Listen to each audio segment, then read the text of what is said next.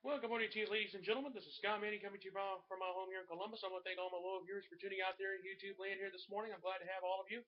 I've got the stories from last night. I'm just going to go ahead and just jump right into it, and we'll see what you guys think. I'd love to hear from you at the end. I'd like to hear from you. If you agree with me or you don't disagree with me, I'll get back to that here in just a second. But I got some news here. I got more news concerning Ray Rice, and of course, Commissioner Roger Goodell, along with a few other stories here along the way. So I'm just going to go ahead and jump right into it. Terry O'Neill, the president of the National Organization of Women, has called for NFL Commissioner Roger Goodell to resign, citing Ray Rice's assault on his now wife, just one of many examples of the league's failure to act against domestic violence. The NFL has lost its way and does not have a Ray Rice problem. It has a violence against women problem. O'Neill said in a statement, the only workable solution for Roger Goodell is to resign and for his successor to appoint an independent investigator with full authority to gather factual data about domestic violence, dating violence, sexual assault, stalking within the NFL community, and to recommend real and lasting reforms. So that's where we stand on the Goodell issue right now. But there's more to the story than what I think you should know. Because I got some more major news. And this concerns the video. They said they didn't see it for the first time since Monday, but there's something here that I think Goodell knows more than what he's telling. And here's why. A law enforcement official has sent a video of Ray Rice punching his then fiancee to an NFL executive 5 months ago. While league executives have insisted they didn't see the violent images until this week. I think there's more to this. I think Goodell knew what was going on. And I think the NFL, they all should be ashamed of themselves. The executives, Goodell, I think Roger Goodell needs to resign. And we need to get somebody new in there who knows what they're doing, because I think Goodell, he says he didn't know it. I think he did know it. I personally believe he did. But I'll get back to that here in just a second. And I've also just learned that Commissioner Goodell has asked former FBI Director Robert S. Mueller II to head up the investigation. Giants owner John Mara and Steelers owner Art Rooney II. Art Rooney II will oversee the investigation, and the results will be made public. When is that going to end? We don't know. But I think right now, Goodell's in a world of trouble right now, because I think he should be ashamed of himself. I think he knew what was going on. There was no accountability from Goodell the first time. They only saw the part they just wanted to see suspended for 2 games and let Ray Rice play football. Somebody in the hotel, an anonymous source who wants to remain anonymous at this time, he's already said he turned the tape into the NFL 5 months ago. So I think Goodell knew what was going on. I really do. He says he didn't see the tape till this week. I'm not buying it for 1 second. And I watched his interview yesterday. He thinks his job is safe. The president of the National Organization of Women is calling for his resignation.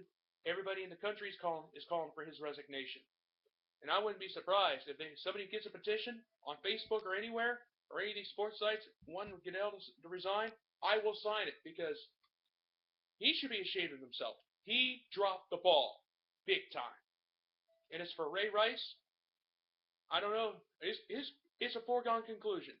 His career, you might as well just go ahead and say it, his career is pretty much over. After what he did, what team would be dumb enough to take him after seeing that? I wouldn't want him. Not after what he did. Because I look at it like this. Any owner who would take Ray Rice basically is asking for trouble. Ray Rice, your career is over, dude. You shouldn't have done that. You shouldn't have done that. But when the tape surfaced, I think the NFL knows more than what they're letting on. There's no accountability. Ray Rice, the NFL, they all dropped the ball. Big time in a big way.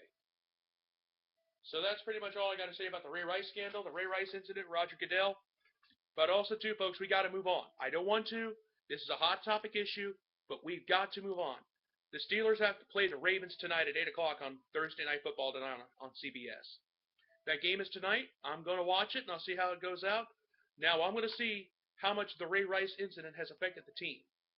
Will they come out and play like champions, or will they come out and just go through the motions and play and just get out of there? We'll have to wait and see. That game is tonight on CBS.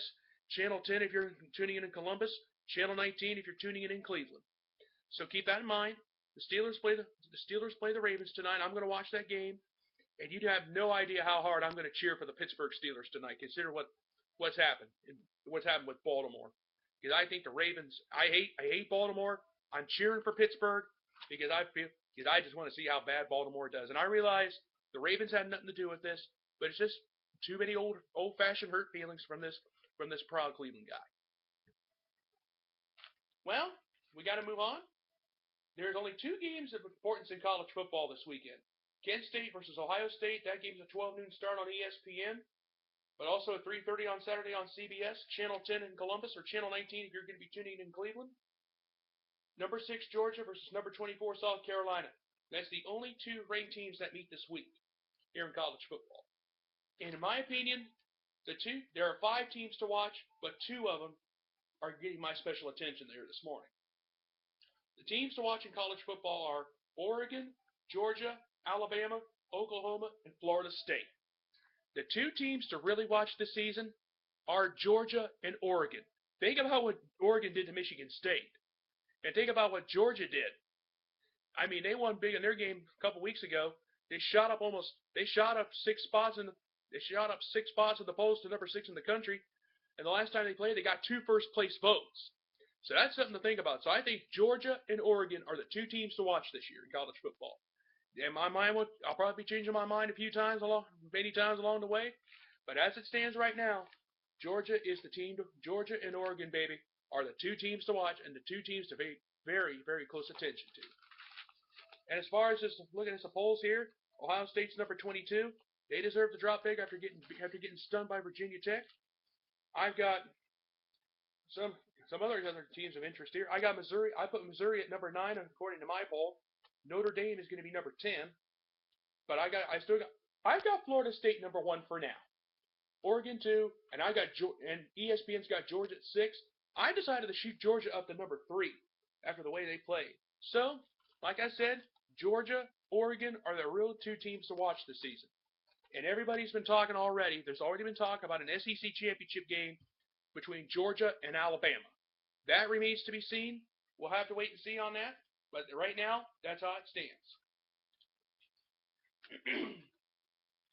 Commissioner Adam Silver does not believe that Atlanta Hawks GM Danny Ferry should be fired for comments he made about Laurel Dang.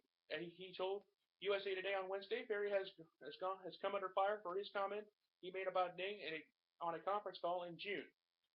Ferry was referring to a scouting report. He said that Dang has little African in him, not in a bad way, but he's like a guy who would have a nice store out front, but yet sell you counterfeit stuff out of the back. Ferry also referred to his report saying that Dang was two-faced. So that's where we stand right now in the Atlanta Hawks and Danny Ferry right now. I mean, I don't think this guy should be fired. I think a fine and discipline by the team should be plenty. I mean, okay, something like this happens. But Commissioner Adam Silver, I think he's right on this time. He thinks a termination should not be in order. But I think everybody's saying this because he's just tired of it. So, that's it for the Atlanta Hawks and the Danny Ferry situation here. But we got some baseball scores to get to from last night. And also, I got some pennant races going on right now. So, Baltimore beat Boston 10-6 last night. Atlanta beat Washington 6-2. Pittsburgh beat Philadelphia 6-3. Toronto beat the Cubs 11-1 last night. Cincinnati beat St. Louis 4-2. The Mets shut out the Rockies 2-0 last night. The Indians and the Twins were rained out last night. They were postponed. They're going to play a doubleheader here today. The Yankees beat the Rays 8-5. Kansas City shut out Detroit 3-0. The White Sox beat the A's 2-1. Milwaukee beat Miami 4-1.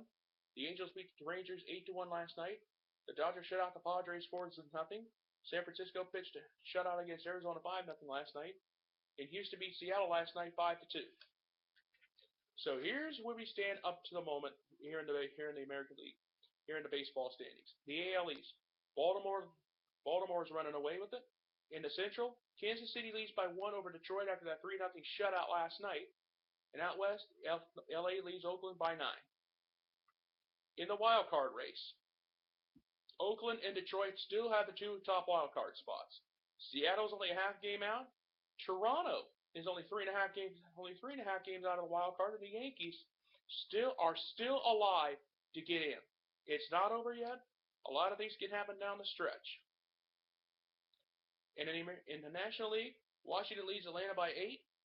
St. Louis leads by 4.5, by 3.5 over Pittsburgh, and the Dodgers lead the Giants by 2.5. In the wild card race, San Francisco and Pittsburgh still have the two top wild card spots. Atlanta and Milwaukee are still right in striking distance. Now, folks, I'm going to keep changing my mind throughout this whole thing. It's, in my opinion, I'm going to show you the best I can here. I'm not sure if everybody can see it very well. I know my writing is not the world's best. I do apologize for that. This is where the playoffs are going to be decided. Here and down here in the wild card. All the way around in both leagues. I think this is where it's going to end. But I do believe that this is where the playoffs are going to be decided here in the American League Central. Down the stretch, that's where it's going to be. That's where you need to watch. And finally, this morning, I have a question for you. It's a non-Ray Rice question. I know I've asked those many times. I'm trying to move on. I know it hurts. I know some of you guys want to talk about it. I have no problem with that. But I want to move on to something else. Now you guys heard me. Here's my question of the day. Now you've already heard me say that Georgia and Oregon are the teams to watch in college football this season. I've said Florida State's going to be in the mix as well. So here's the question of the day. Who do you think will win college football's national championship? Pretty straight question. Right now, I'm going to stick with Georgia because they got a team to watch. They're going to be the team to watch this season. We'll have to wait and see what happens on that. I know there's going to be differences of opinion, but I would love to hear from you. If you agree with me, or even if you don't agree, even if you do disagree with me, I would love to hear from you. I'm on YouTube, I'm on Facebook, I'm on Twitter, and I'm on Google+. So here this morning, so basically it was a pretty straight up question. I'm going to go with Georgia to win the national championship. We'll have to wait and see what happens down the road. And personally myself, I'm just going to say this now. I would love to see a Georgia-Alabama rematch in the SEC championship game. That would be the goal that I would love to see. Will it happen? We'll have to wait and see. But, however, I will be back tonight after Thursday night football to give you my take on everything that has happened throughout the day. So, I'll be back tonight at about maybe somewhere between, I'm going to wait till after the late night baseball gets done. But I will be back later tonight and during the overnight hours. I want to thank all my loyal viewers for tuning in here this morning. So until then, I'll be back tonight. I want to thank everybody for tuning in. So until later tonight, this is Scott Manning saying, I thank you and have a wonderful day. And have a great day today. And I love every single one of you. And goodbye and have a wonderful day.